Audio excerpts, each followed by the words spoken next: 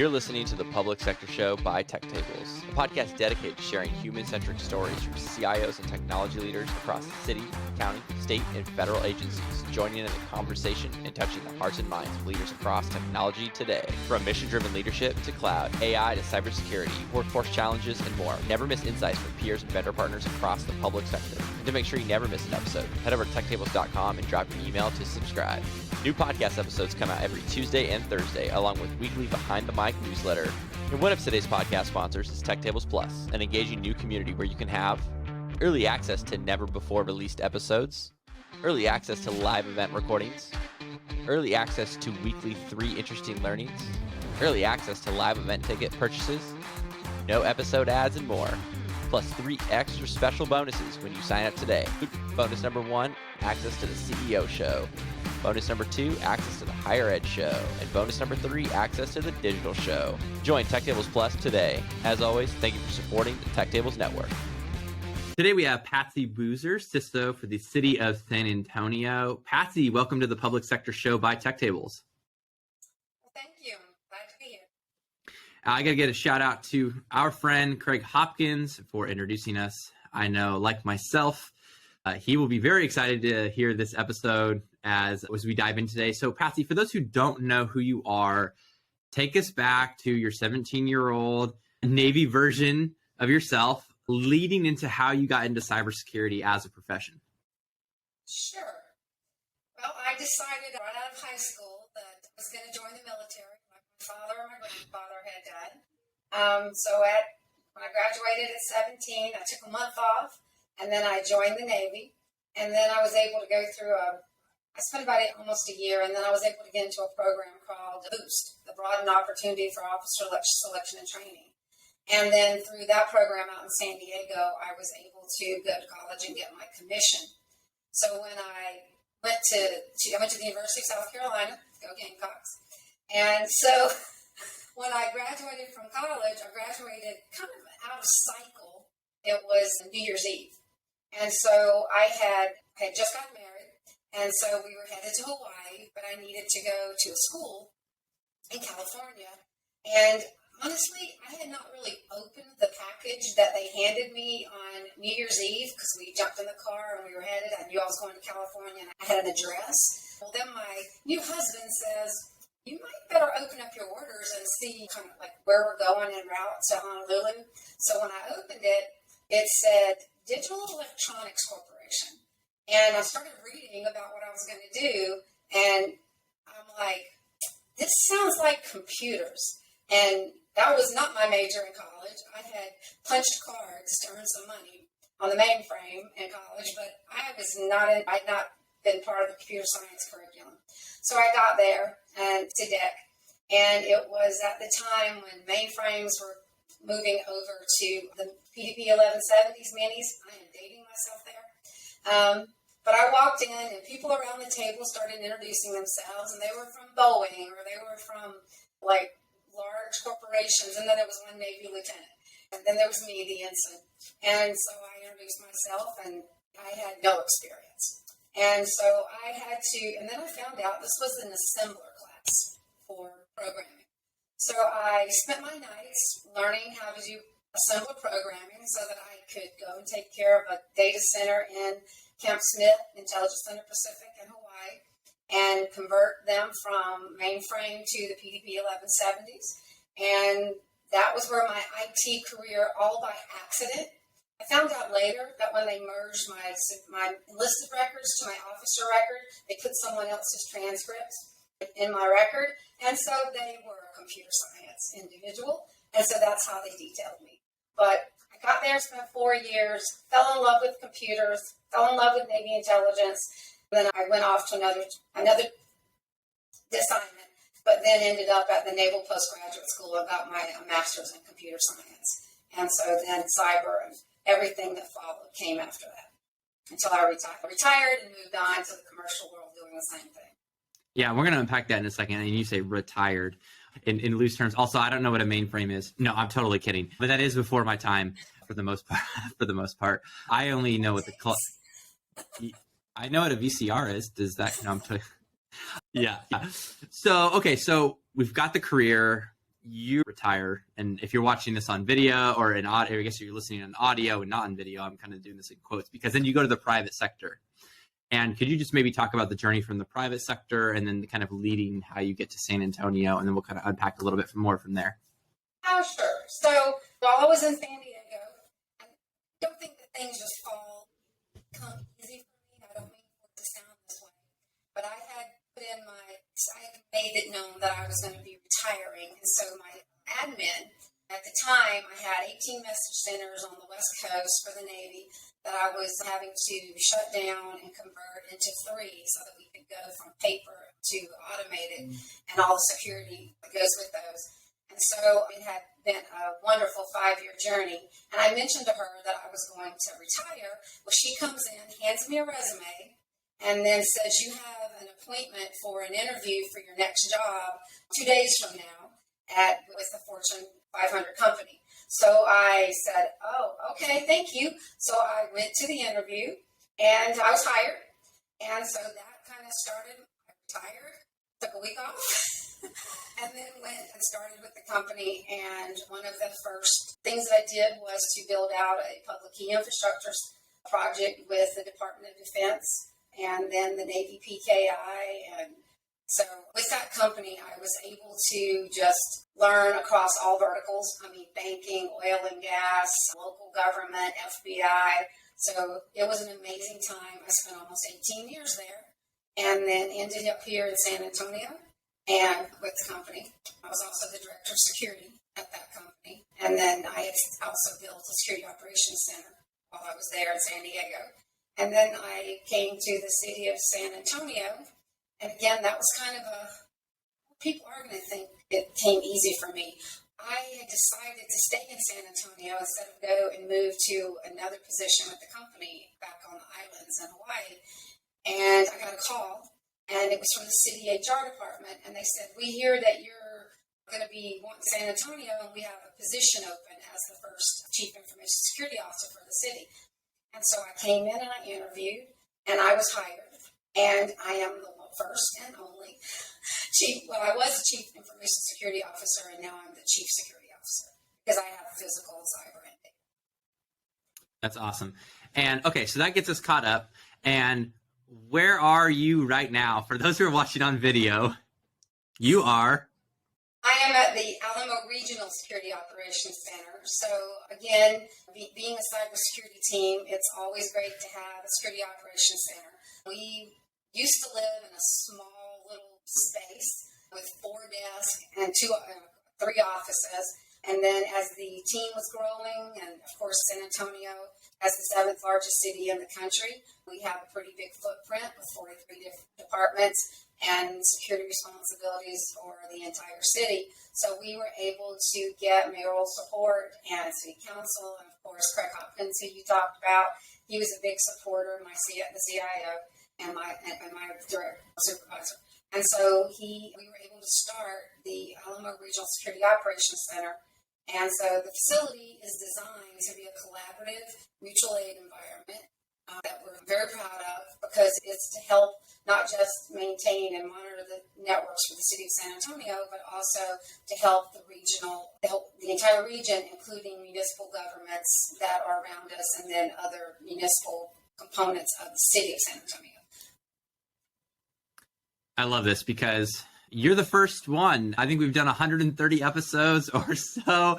We have yet to have the background to actually be the Security Operations Center, which I think is pretty awesome. I think it's pretty cool. I love this. So Patsy, on my episode with Craig, so he mentioned a theme from his time in the Coast Guard about having a greater purpose, bigger, and being just bigger than himself, which I think coaching high school basketball, this is one of the great things I think teams instill. And I think what winning teams and great teams really have is this bigger purpose in themselves. So I absolutely love this concept. From our talk, I feel like you kind of expressed the same sentiment. What did you take away from the Navy as a patriot that you've instilled in the culture of San Antonio cybersecurity today? Well, I think before it was ever called servant leadership, that's pretty much what my mentors and I grew up in the Navy. I was a female among mostly male officers in my profession, but they were always respectful. And we really had work was something that we strived for. And it wasn't just teamwork as in to get the mission done. It was what's going to be the betterment, not just of our organization, but of our country. And I kind of, when I left the Navy, I left there with this motivation, not just to accomplish goals and accomplish the next job that I had, but it was how do I do it by displaying effective leadership and putting others, others before myself, and also putting others and letting them be able to develop and become the best that they could be and perform at their best. Because when a team works together, and I know that's what, Craig, we aspire to here, one team, one mission, which is kind of his slogan that we put in place for us. You can do a lot alone, but you can do so much more together.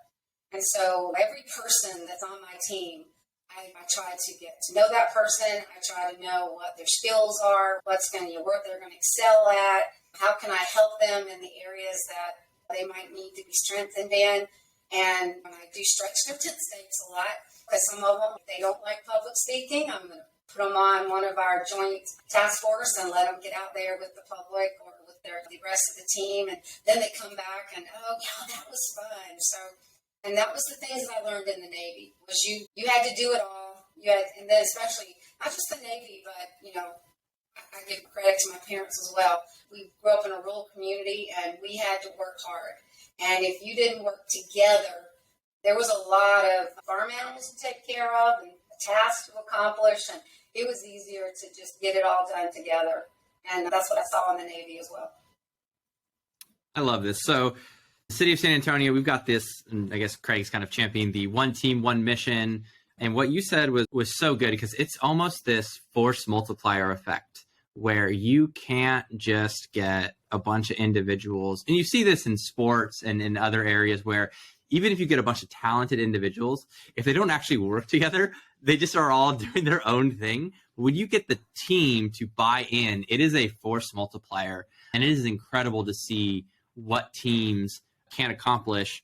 And the last thing that I was thinking about was, you talked about displaying effective leadership. I was kind of curious, like, maybe what are your favorite 2 to 3 kind of insights or leadership lessons that you've learned along the way about displaying effective leadership?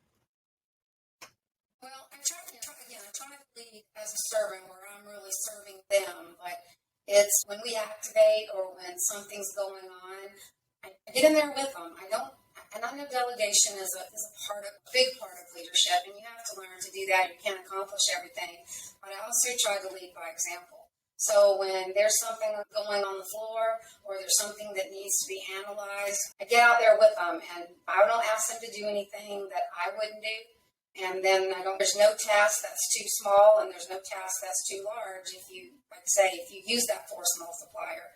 And so sometimes it's a learning curve, but sometimes it's just, you see that, we know that you're really good at threat hunting. And I know some of these are the cyber concepts, but, I've got someone who's really good at threat hunting and someone that's really good at pen testing, and then I got someone else who's really good at documenting. Well, if we're going to be doing something, we've got to write the reports and we've got to document. So when I pull all that together, and if I'm the one that needs to grab the laptop and start doing the documentation, then I really just think it is a team effort, and I don't want to just be someone who delegates all the work to my team. I want to be a part of it. Yeah, I love that. And leading by example, stuff. My high school analogy is every year, especially on the JV team, you get fresh recruits, because every year you lose your JV team to the varsity, and for the most part. So you get these the best incoming freshmen typically will go to the JV team. And exactly what you said, so lead by example. One of the things I found that's really funny at least with kids, and I think it's true with adults too, is if you can jump in on the court, it's probably the quickest way to earn their respect and get buy-in for the team. I haven't found a quicker way. So that right now, I know I look young on the camera, Patsy, but my body is not as young as a 16-year-old male. But I still lace up the basketball shoes to show the kids that coach still has some game, but it's leading by example. I think it just creates the buy-in that's needed to really get the organization as a whole or the team as a whole to have this one team, one mission philosophy. So I love that you mentioned that. Yeah, sometimes on the food runner. And, yes. Pick up the food or make the food or just to make sure that they're fed. Yes. I love that. Yeah, the food runner. I'm sure there are late nights where you might even take out the trash. It's kind of like being an entrepreneur. You wear 50 different hats and you don't care what hat you're putting on. It's just what is required to wear that hat for the day. So yeah, I love that. And then lead with example. So really funny. If anyone's on camera right now, I was joking off camera, but most people don't see, but that's my wife, Jamie, right there. I know live on the podcast, we have never done that before. We've never yet actually turned the camera on her. But yeah, so she's editing podcasts right next to you right now. And so we kind of jump in together and collaboratively and make that happen. So on our intro call, you had mentioned, you had this great quote I actually took down. I don't know if you have come into the city you couldn't have come into the city without your private sector experience. And I thought that was incredibly insightful. Could you maybe talk about the benefits of working in the private sector? I know you were kind of burning out at the 18 hours. That's kind of maybe that's like the con piece of it. But could you maybe just talk about the benefits from the 200 security engineers and building a security operations center that prepared you for this tour of duty that in government right now? Oh, sure. Yeah. It didn't start with Foxy that did the burning out. So yeah. And you went through it. I can sympathize with you. Yeah, what I meant by that comment is that when you're out of the city, if you think about your own city, especially if you're in a larger municipal area, you've got banking, you've got all the security around finances, you've got public safety, airports, we have convention and Alamo Dome for sporting events. So we have health organizations. And so when you start looking at all that, and security is a lot about regulatory compliance, then you start looking at payment card industry and healthcare with HIPAA and state healthcare laws and criminal justice, what we're getting CISO. So when you start looking at all those environments, security has a lot of similarities. They're based on some of the they're based on standards, but there's still intricacies and differences in all of them. And so and also physical security. So by having worked in an environment where we delivered services as a government and commercial, both government and commercial customers, then I was able to work and we were a horizontal delivery of security across vertical industries. And so there were times when I might be doing HIPAA work because that was what was needed in security assessments or best practices or data security. So I was doing HIPAA work, or I might be off working on the F-22 project or working on doing FBI types of security. And so because I was able to get that experience working across so many verticals and had to learn the regulatory compliance and just best practices and how to look for and know how to look for threats and profiles and just be able to be a practitioner in all of those areas. And then county government also allowed me to build my first security operations center for the company and then to do the security operations for the company as well from within that facility.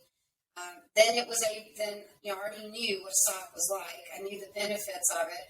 And so when I came to the city of San Antonio, if I needed to work over in the public safety space, I could pull from that experience. When I needed to do the HIPAA work and go out and do HIPAA assessments, I could pull from that space.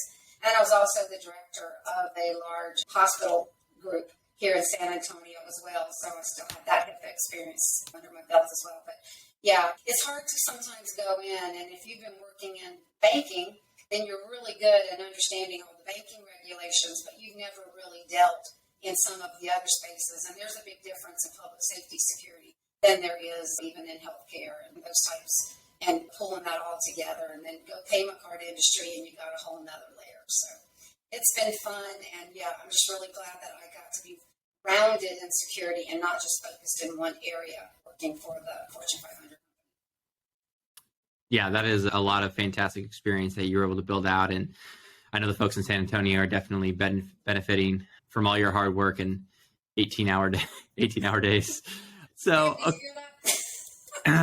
Craig, 18-hour days. Come on. So I know you're pretty passionate about working with the internship program and building out a pipeline of cyber stars. Could you just maybe tell the audience about the program and your top highlights that I hope would inspire other cities, counties, states, you name it, to start their own? Oh, sure. So one of the components of the RSOC, and I have a really great RSOC manager. He happens to be Navy, retired Navy as well. But he and I both coming up through the military and always having those mentors and that could help us. And when you went to a new command, you had to hit the ground running, but there was always hopefully a warrant officer or someone there or chief that could come alongside you. And so with both of us having had that experience, it was like, how do we bring that to the cyberspace within San Antonio? And so the city already had an ambassador program or internship programs. And even prior to building the RSOC, I had been doing internship programs with local high schools that had kids that were doing cyber. And then in the summer, I would bring them on as interns. And so we're like, well, then let's put in a mutual aid type of concept with an internship program. So we started working with local universities. And so like the first group of young people, young adults that we brought in, we have them on a 6-month program. And so they were getting most of their basics and a lot of their certifications from the university. But then Sonny, who is my RSOC manager, he helped create a curriculum with the university so that when they came into the RSOC and we started them with an interview process. What would it be like to interview for a job? Because some of them, they went right out of high school. They've never been through that job interview process. So we start them there, then they get selected. And then through this curriculum, when they do weekly check-ins, we meet with their sponsors at the university as well. And then when they finish, they get a cybersecurity analyst certificate through the university. And so while they're here, they're learning processes and tools. And when we're actively working on something, then they get to be right there involved. And the senior engineers will come alongside of them and train them. And they'll come in and they'll talk with me. And I'll try to mentor them personally as well. So we've been very successful. I've had one that was hired by NSA. I've had one that is now with Mandiant. I have two that are with the city, that have gotten other jobs within the city. One that is one of my interns is actually on my cyber team, but getting ready to go over to the physical security team for a little bit more experience. And so the others they're at other locations. I just can't remember right now exactly where they went. But so far, every intern that we've had has stayed in the security space, and they say that they're very excited to get and learn what they were able to learn. And so I think we have that opportunity, and I think we owe it to that next generation of cyber warriors to not just give them books and things to learn from, but to give them real world experience. And there is never a boring day at a large city. And so they get plenty of experience here, and it's just a pleasure to be able to work with them and see them smile and come in and tell me, well, I hate to leave, but I've just gotten this awesome job. So it's just real exciting for me.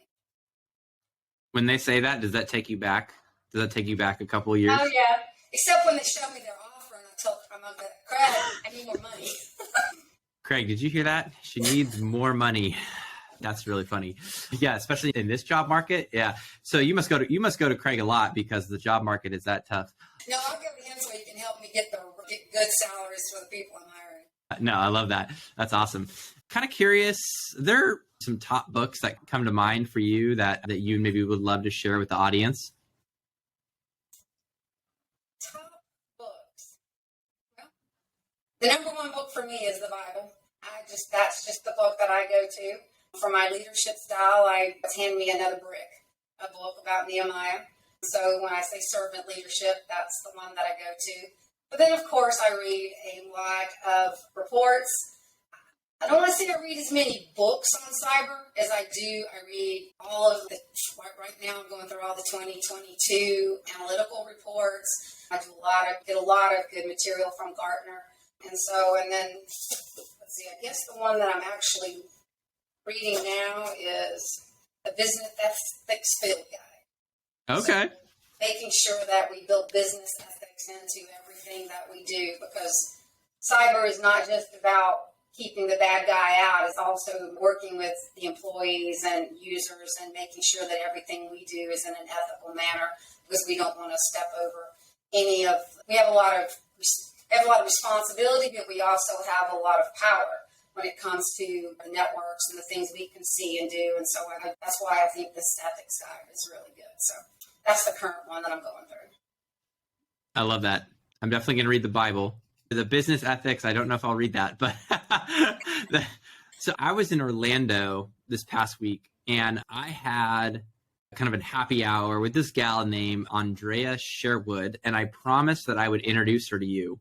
You will really like her. So she's the director of cybersecurity, governance, risk management, and compliance for NBC Universal. And really smart. She also leads the chapter for the C-Suite for Christ in Orlando. And so I was like, oh, the two of you have to connect. So that was on my list of things to connect you with. So I know I owe that email because I already told her. I was like, do you know Patsy? Have you two met? You guys are like distant cousins. And she was like, no, I never heard of her. So yeah, I'm gonna do that after this. But this was a ton of fun. Patsy, where can folks find you? Is it LinkedIn, Twitter, nowhere? I do have a LinkedIn account. I don't do social media. So as a security person, I just stay off of social media. But you can also find me at patsyboozer@sanantonio.gov if you wanted to email me. Awesome. Yeah, no, that's great. And since Patsy's not really on social media, that's okay. You can just follow TechTables because you'll be able to listen to this podcast, and that's how you're going to get that. So thank you, Patsy, for coming on. I really appreciate the time. You're welcome, and thank you. You're listening to the Public Sector Show by TechTables, a podcast dedicated to sharing human-centric stories from CIOs and technology leaders across the city, county, state, and federal agencies, joining in the conversation and touching the hearts and minds of leaders across technology today. From mission-driven leadership to cloud, AI to cybersecurity, workforce challenges, and more, never miss insights from peers and vendor partners across the public sector. And to make sure you never miss an episode, head over to TechTables.com and drop your email to subscribe. New podcast episodes come out every Tuesday and Thursday, along with weekly Behind the Mic newsletter.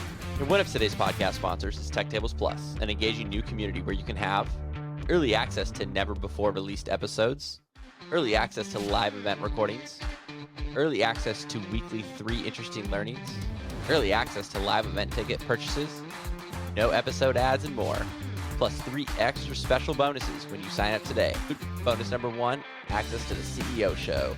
Bonus number 2, access to the Higher Ed show. And bonus number 3, access to the digital show. Join TechTables Plus today. As always, thank you for supporting the TechTables Network.